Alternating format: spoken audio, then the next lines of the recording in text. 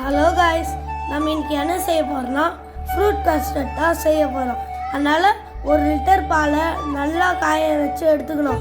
அது கொஞ்சம் சுண்டி வந்ததுக்கப்புறம் திக்காக வந்ததுக்கப்புறம் இதுலேருந்து கொஞ்சம் பால் எடுத்து தனியாக வச்சு ஆற வச்சுக்கணும். அதுக்கப்புறம் அதில் ஃப்ரூட் கஸ்டர்ட் பவுடர் போட்டுக்கணும்.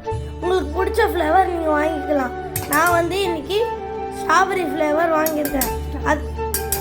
இப்போ அதை நல்லா மிக்ஸ் பண்ணிவிட்டு இதை ஆல்ரெடி காய வச்சிருக்கோம்ல இந்த பாலை ஊற்றிடணும். மிக்ஸ் பண்ணி வச்சதை இப்போ இதுக்குள்ளே ஊற்றிக்கலாம். கேஸ் சிம்மில் வச்சுக்கலாம்.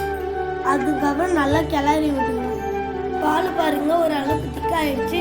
அதுக்கப்புறம் இதை ஆஃப் பண்ணிட்டு நம்ம போய் ஆற வைக்கலாம். இப்போ நம்ம ஆற வச்ச பாலில் ஃப்ரூட்ஸோட மிக்ஸ் பண்ணிக்கலாம். அவ்வளோதான், ஃப்ரூட் சாலட் ரெடி. அதே நம்ம ஃப்ரிட்ஜில் வச்சு எடுத்தால் குள்ளுன்னு ஃப்ரூட் சாலட் ரெடி. பாய்.